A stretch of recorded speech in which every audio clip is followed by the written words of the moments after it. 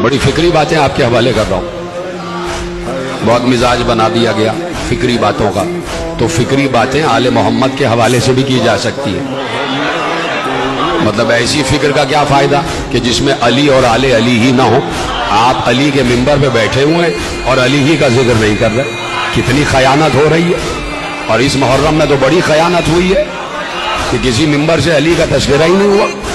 हम जब बाहर से आए तो हमें बताया गया कि भाई इतने मिंबरों पे बात हुई लेकिन अली कहीं नहीं थे, आले मोहम्मद कहीं नहीं थे।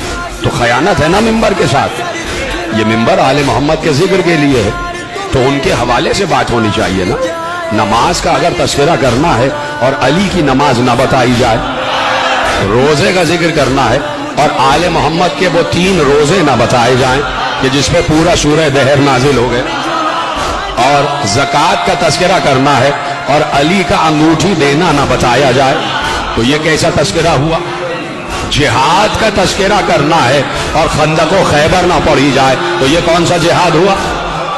और फिर हज का तस्करा करना है और मन कुन तो मौला ना पढ़ा जाए, तो ये कौन सा हज हुआ। तो भाई अली के जिक्र के बगैर आप दीन समझा कैसे रहे, शुरत कैसे हुई आपकी।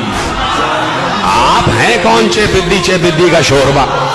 4 लफ्ज आपने कहीं पढ़ लिए हैं तो आप अपने को अली से भी बड़ा समझने लग गए कि आप समझेंगे कि किसका जिक्र करना है मिंबर से। भाई आप रसूल से समझे कि किसका जिक्र करना है मिंबर से। आप पैगंबर से पूछे कि ये हमने, पैगंबर ने 23 वर्ष, आप उठा के पढ़िए, पैगंबर के खुतबे भी मौजूद है। 23 वर्ष पैगंबर ने शरीयत की बातें भी बताई हैं और अली की तारीफ भी की है, अली अली भी किया। तो वो बातें क्यों भूल जाते। तो आप इतने बड़े तो नहीं हो गए भाई। और आपको हम इतना बड़ा क्यों माने जब आप अली जैसे बड़े को नहीं मानते। अली का मतलब बुलंद है, अली का मतलब बड़ा है। तो भाई ये बड़ी शख्सियतें हैं, ये बड़ी हस्तियां हैं। कब्र में इनके मुताल्लिक सवाल होगा। जिनको आपने कुछ बना लिया है उनके मुताल्लिक सवाल नहीं होगा, सवाल होगा अली की विलायत के बारे में। और यही बताएंगे जवाब। अगर जवाब दुनिया में मालूम होगा और यकीन करोगे तो बताएंगे। भाई 2 दिन गुजरे, मेरे 8वें इमाम अली रिजा अलैहिस्सलातु वस्सलाम का तस्करा हो रहा है। तो मैं आपके हवाले एक रिवायत करता हूँ कि इमाम ने अपने चाहने वाले बैठे हुए थे लोग, और इमाम अपने हुजरे से बाहर सहन में तशरीफ लाए, कुछ लोग मिलने के लिए आए हुए थे।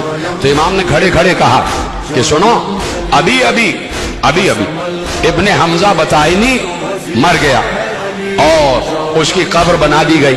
मैं उसकी कब्र में दाखिल हुआ और अभी वापस आ रहा हूं। और कहा सुनो, फरिश्ते उसकी कब्र में आए और फरिश्तों ने उससे सवाल किया।